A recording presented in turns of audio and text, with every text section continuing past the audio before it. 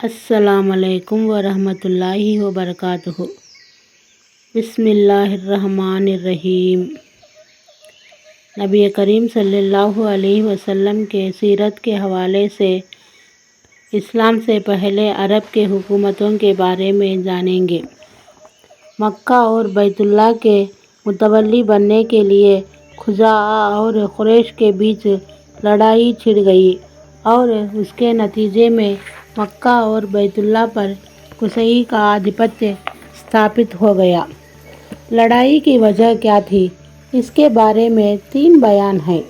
एक यह है कि जब कुसई की औलाद खूब फल फूल गई, उसके पास धन धान्य का बाहुल्य हो गया और उसकी प्रतिष्ठा भी बढ़ गई, और उधर हुलैल का देहांत हो गया, तो कुसई ने महसूस किया कि अब बनु खुजाआ और बनु बिक्र के बजाय मैं काबा का मुतवल्ली बनने और मक्का पर शासन करने का कहीं ज़्यादा अधिकारी हूँ। उसे यह एहसास भी था कि कुरैश खालिस इस्माइली अरब हैं और बाकी आले इस्माइल के सरदार भी हैं, इसलिए सरदारी के हकदार वही हैं। चुनाचे उसने कुरैश और बनु खुजाआ के बीच लोगों से बातचीत की, क्योंकि बनु खुजाआ और बनु बिक्री को मक्का से निकाल बाहर किया जाए। इन लोगों ने उनकी राय से सहमति व्यक्त की। दूसरा बयान यह है कि खुजाआ के कथनानुसार खुद हुलैल ने कुसई को वसीयत की थी कि वह काबा की देखभाल करेगा और मक्का की बागडोर संभालेगा। तीसरा बयान यह है कि हुलैल ने अपनी बेटी हुबी को बैतुल्लाह का मुतवल्ली बनाया था और अबू गफशान खुजई को उसका वकील बनाया था। चुनाचे हुबी ने नायब की हैसियत से वही खाना काबा की कुंजियों का मालिक था। जब हुलैल का देहांत हो गया तो कुसई ने अबू गफशान से एक मुश्क शराब के बदले काबा का मुतवल्ली होना खरीद लिया था, लेकिन खुजाआ ने यह खरीदना बेचना मंजूर ना किया और कुसई को बैतुल्लाह से रोकना चाहा। इस पर कुसई ने बनु खुजाआ को मक्का से निकालने के लिए कुरैश और बनु किनाना को जमा किया और वे कुसई की आवाज़ पर लब्बैक कहते हुए जमा हो गए। बहरहाल कारण जो भी हो, घटनाओं का क्रम इस तरह है कि जब हुलैल का देहांत हो गया और सूफा ने वही करना चाहा जो वे हमेशा करते आए थे, तो कुसई ने कुरैश और किनाना के लोगों को साथ लिया और अकबा के नज़दीक जहाँ वे जमा थे उनसे आकर कहा कि तुमसे ज़्यादा हम इस पद के हकदार हैं। इस पर सूफा ने लड़ाई छेड़ दी, पर कुसई ने उन्हें परास्त करके यह पद छीन लिया। यही मौका था जब खुजाआ और बनु बिक्र ने कुसई से अपना दामन खींचना शुरू कर दिया। इस पर कुसई ने उन्हें भी ललकारा।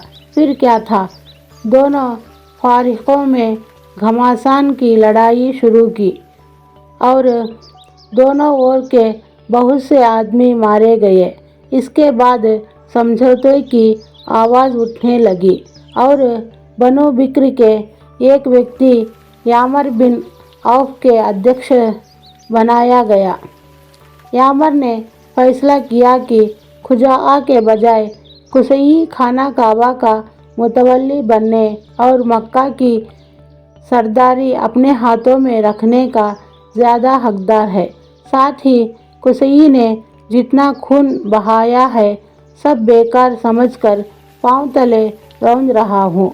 अलबत्ता खुजाआ और बनु बिक्र ने जिन लोगों को कत्ल किया है उनकी दियत जुर्माना अदा करे और खाना काबा को बे रोक टोक कुसई को हवाले कर दे।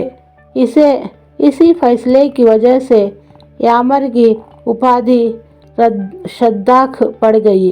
शद्दाख का अर्थ है पांव तले रौंदने वाला।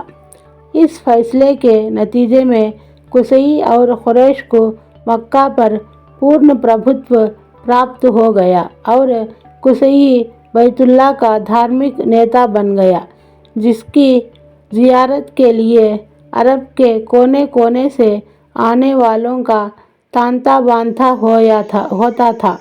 मक्का पर कुसई के आधिपत्य की यह घटना 5वीं सदी ईस्वी के मध्य अर्थात 440 ईस्वी की है। कुसई ने मक्का की व्यवस्था इस तरह की कि कुरैश को मक्का के पास पड़ोस से बुलाकर पूरा शहर उन पर बांट दिया और हर परिवार के रहने सहने का ठिकाना तय कर दिया। अलबत्ता महीने आगे पीछे करने वाले को साथ ही आले सफ़वान बनु अदवान और बनु मुर्रा बिन औफ को उनके पदों पर बाकी रखा, क्योंकि कुसई समझता था कि यह भी दीन है जिसमें रद्दो-बदल करना सही नहीं। कुसई का एक कारनामा यह भी है कि उसने काबा के हरम के उत्तर में दारुन नदवा बनवाया। उसके द्वार मस्जिद की ओर था। दारुन नदवा असल में कुरैश की पार्लियामेंट थी, जहां तमाम बड़े बड़े और अहम मामलों के फैसले होते थे। कुरैश पर दारुन नदवा के बड़े उपकार हैं, क्योंकि यह उनके एक होने की गारंटी देता था और यही उनकी उलझी हुई समस्याएं बड़े अच्छे ढंग से तय होती थी। कुसई की सरदारी सबको मान्य थी। नीचे लिखी जिम्मेदारियां इसका पता देती हैं। 1. दारुन नदवा की अध्यक्षता, जहां बड़े बड़े मामलों के बारे में मशवरे होते थे और जहां लोग अपनी लड़कियों की शादियां भी करते थे। 2. लिवा, यानी लड़ाई का झंडा कुसई ही के हाथ बांधा जाता था। 3. खाना काबा की देखभाल, इसका अर्थ यह है कि खाना काबा का द्वार कुसई के ही खोलता था और वही खाना काबा की सेवा करता था और उसकी कुंजियां उसी के हाथ में रहती थी। 4. सकाया, पानी पिलाना, इसकी शक्ल यह है कि कुछ हाउस में हाजियों के लिए पानी भर दिया जाता था और उसमें कुछ खजूर और किशमिश डालकर उसे मीठा बना दिया जाता था। जब हाजी लोग मक्का आते थे तो उसे पीते थे। 5. रिफादा, हाजियों की आतिथ्य, इसका अर्थ यह है कि हाजियों के लिए आतिथ्य के रूप में खाना तैयार किया जाता था। इस उद्देश्य के लिए कुसई ने कुरैश पर यह ख़ास रकम तय कर रखी थी, जो हज के मौसम में कुसई के पास जमा की जाती थी। कुसई इस रकम से हाजियों के लिए खाना तैयार कराता था। जो लोग तंगहाल होते या जिनके पास धन दौलत न होता, वे वही खाना खाते थे। ये सारे पद कुसई को प्राप्त थे। कुसई का पहला बेटा अब्दुद्दार था, पर उसके बजाय दूसरा बेटा अब्द मुनाफ कुसई के जीवन ही में नेतृत्व के स्थान पर पहुंच गया था। इसलिए कुसई ने अब्दुद्दार से कहा कि ये लोग यद्यपि नेतृत्व में तुम पर बाजी ले जा चुके हैं, पर मैं तुम्हें इनके बराबर करके रहूँगा।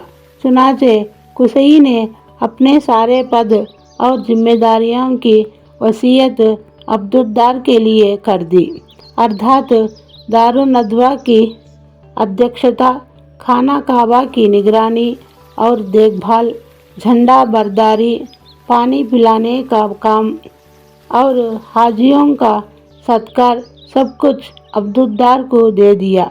चूँकि किसी काम में कुसई का विरोध नहीं किया जाता था और न उसकी कोई बात रद्द की जाती थी, बल्कि उसका हर कदम उसके जीवन में भी और उसके मरने के बाद भी पालन योग्य समझा जाता था।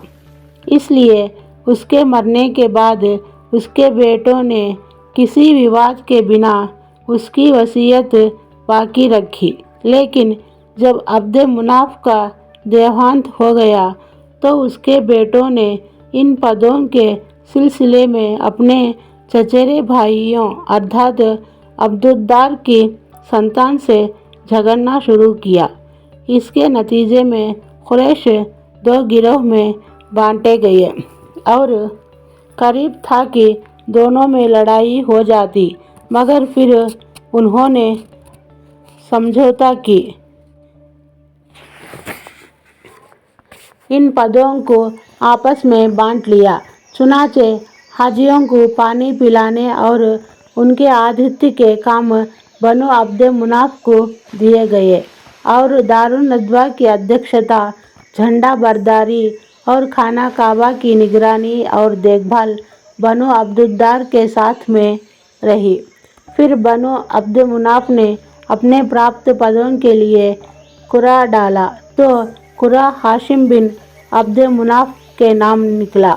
इसलिए हाशिम ने ही अपनी ज़िंदगी भर पानी पिलाने और हाजियों के आतिथ्य की व्यवस्था की।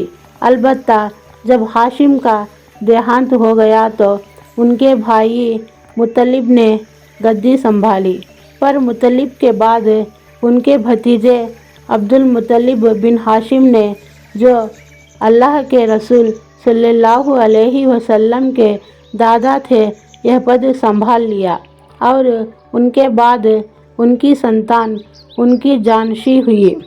यहाँ तक कि जब इस्लाम का युग आया तो हज़रत अब्बास बिन मुत्तलिब इस पद पर आसीन थे। इनके अलावा कुछ और पद भी थे जिन्हें कुरैश ने आपस में बांट रखा था।